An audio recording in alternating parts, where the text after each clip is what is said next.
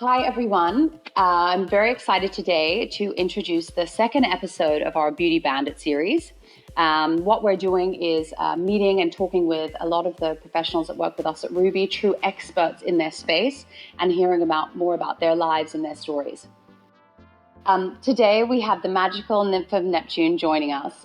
She's joined us as our resident astrologer, spiritual guru, and birth chart reader.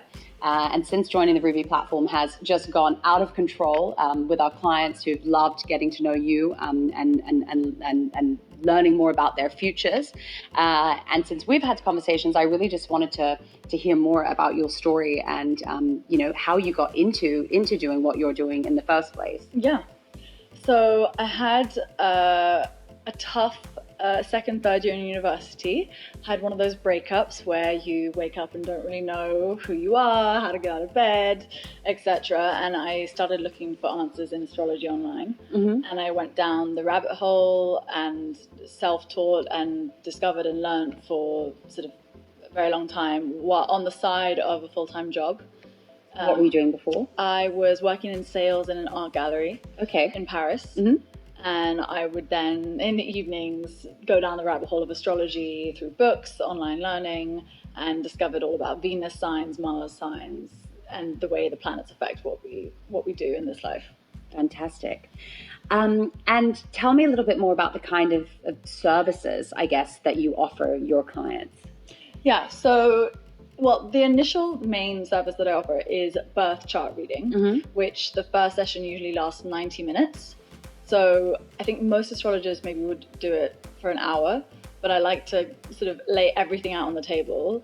And so the birth chart is a unique map of the planets and stars at the moment that you were born. So it's good to have an accurate time if possible. Mm-hmm. And we cover all areas of life. So we cover family, creativity, career, love.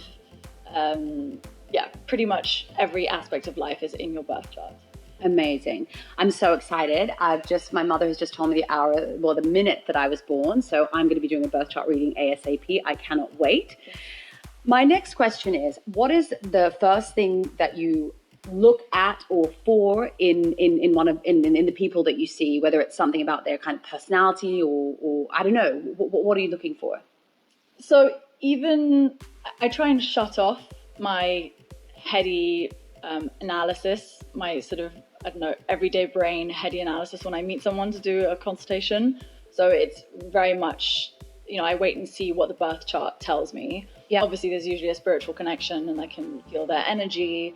And then throughout this, what's interesting is that throughout the session, often as we sit together, just because we're sitting in the space for a full hour or 90 minutes, because I also offer hour-long sessions, which are shorter, I start to get a deeper sense of where the person's blockages lie, where their real talent lies, mm-hmm. and maybe what's lacking energetically in them, if they're lacking confidence or if they are immensely powerful but haven't found out how to channel that yet. Yeah. And also you can sense a lot and see a lot in a person's eyes. Yeah, amazing. Oh my gosh. One thing that I found very interesting is the distinction between astrology and the psychic realm. How do you approach that?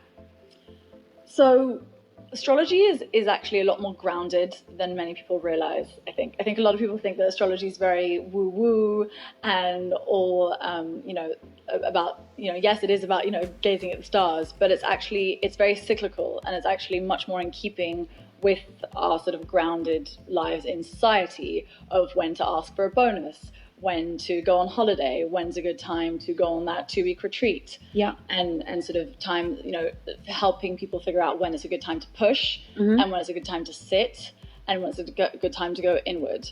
Whereas, so it's much more scientific, mm-hmm. even though many people skeptics would call it a pseudoscience. Mm-hmm. It actually is, everything is mapped out and there are precise degrees and correlations.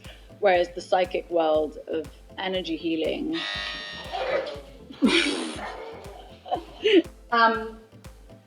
Sorry about that. We just, if you heard snoring behind the scenes and a door closing, this was this little friend, Marlo, or Ruby Muse. Question. Yes, Would you ever do a birth chart reading on a dog? absolutely. I would definitely choose my dog according to their star sign. I once saw a dog, and she was so playful and chirpy and jumping up and down, and I found out that the dog was 14 years old. Then I knew that it had to be a Gemini, because only Geminis could be that old, but that youthful and playful. Oh my gosh. So one topic that I'm obsessed with, because I have a feeling that I used to be a South Korean fisherwoman or similar, thoughts on past lives and past life regression. Yeah. So past lives definitely show up in the birth chart. Yeah. So we can see a lot about, well, the overall general destiny and position of a person's planets show that you have two nodes of the moon, the north node and the south node, and they're always in opposite signs. Yeah. So the south node is all about what you come into this life having perfected in a most recent past life. What are the energies that you bring, that your soul has really dug into? And your north node is in the opposite sign, so it's all about what are you supposed to move towards in this lifetime? Where are you supposed to go? I'm so excited to do my reading with you. Yeah. My sister just had a baby, and it's the first baby really in our close family. And when I just met him, it just put everything clearly in front of me. I thought, this little baby is not new. I just thought, he's been somewhere before, and I actually felt like he was I felt sad because he was lonely with all these new strangers. Anyway. Yeah, you can definitely have old souls and young souls. Yeah. You can definitely see that in someone. Yeah, I think so. And you can also see if someone's having a very difficult life, I really do believe, and you can see it, Saturn is the planet of restriction and delays and karma. And so if someone has sort of south node, to do with, close to or near Saturn, then it can mean that, they're sort of, depending on where your Saturn is, that's sort of where you have to repay your dues. So with all of this, and once you put together the birth chart, is that something that one acts on immediately, or is that kind of your sort of broad themes in your life, and from a longer term perspective? No, it's not something that I would. First of all, I never give advice on what to do. Yeah. But no, it's for your entire life. It's the DNA of your soul and your psyche, but also the way you think. I think that's something that's very crucial about astrology, is because it is much more scientific than people realize. It's about your patterns of behavior. Yeah. And about breaking those down, and wherever there are toxic patterns of behavior, or not even, overtly toxic, just things that for you are so natural you don't even realize that they're happening. Yeah. And so the role of the birth chart reading is to untangle those and help you redirect your energy so that you can just be happier and just flow better. Yeah. Next question. What is the most spot on thing you found during one of your birth chart readings? I would say you can see in a birth chart if someone themselves is psychic. So I was preparing a birth chart reading. So before I do a reading, I always spend time taking notes, scribbling things down, thinking, even sometimes walking around, thinking about the person's planets and trying to get into their energy. And there was, you can see signs, planets in the 12th house. The 12th house, if you have the sun or Mercury there, depending on if it's a water sign or an air sign, that shows that someone is psychic. And there can be different degrees of that, because obviously you can have that, but then you also have to have other spiritual planets such as Neptune in the chart supporting that tendency. And so then when she arrived, I of course said to her, so I can see from your chart that you're a psychic. And she looked at me and smiled and said, yes, since I was a little girl. And it can be less, and then you can also have it where people, they have it in their chart, but they don't know, or it's not strong, or they haven't tapped into it yet, which is always interesting. Fingers crossed, I've always been desperate to be psychic. My grandmother was, or said she was, but I don't think I am. So I know a lot about horoscopes, but something new that we've been talking about is rising signs. Can you tell me a little bit more about those?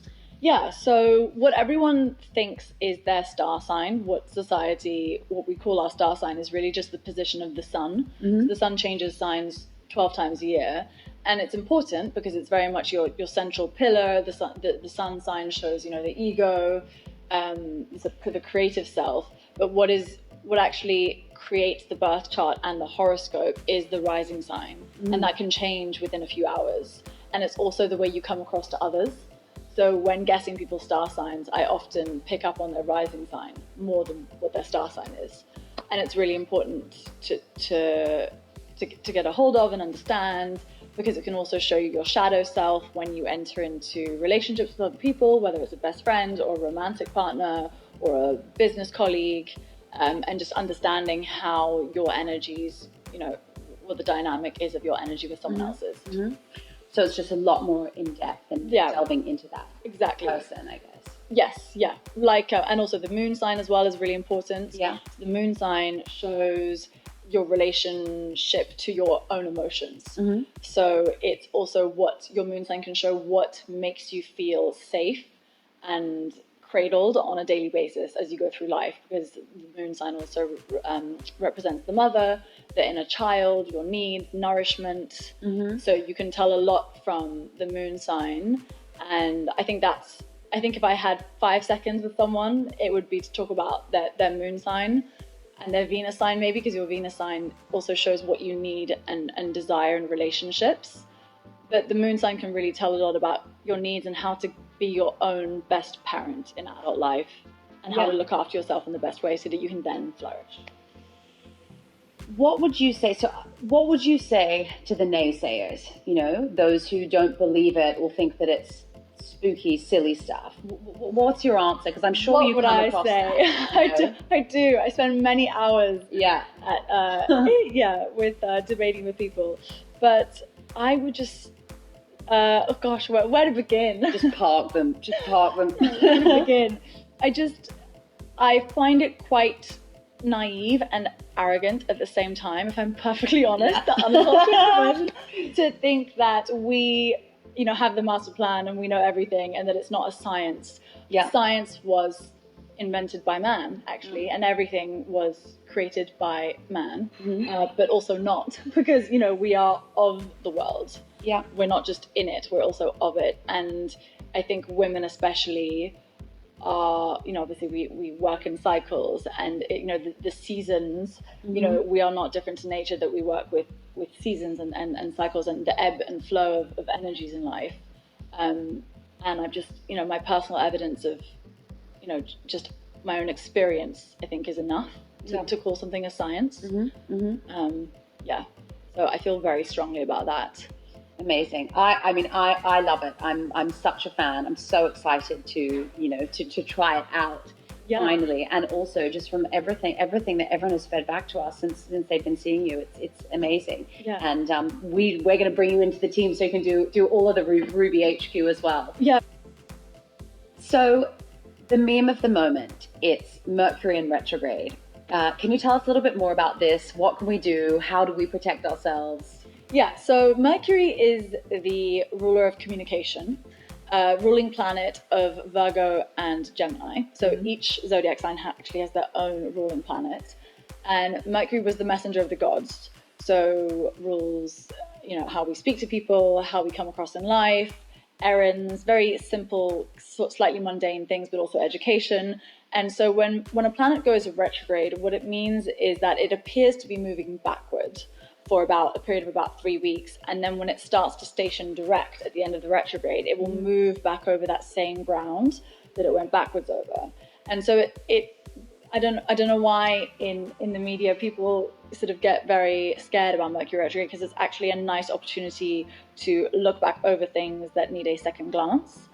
But a retrograde really means that the energy of that planet turns inward, because we have other planets that go retrograde as well. And it means that Pluto goes retrograde, Saturn goes retrograde, but it really just means that instead of Mercury manifesting things in our outer world, in our life, it's very much about learning lessons on our own and giving us time to rethink decisions that maybe we shouldn't take.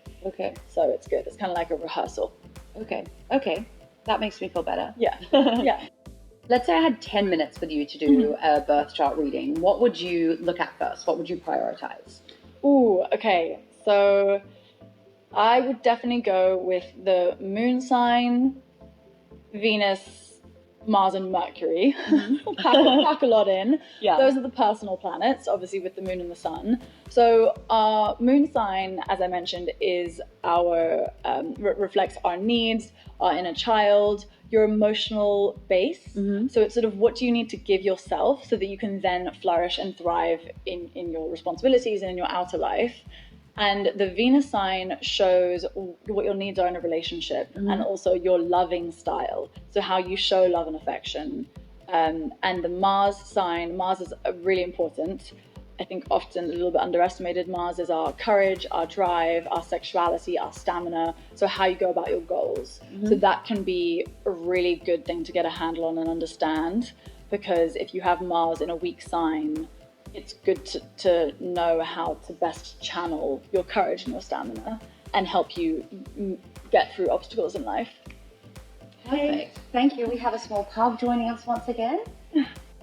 Thank you so much, Hedy, for everything. It's been awe-inspiring and eye-opening. Thanks for having me. And I really appreciate it. And to everyone, we are going to include more information about Hedy by the video with links for more information and how to book.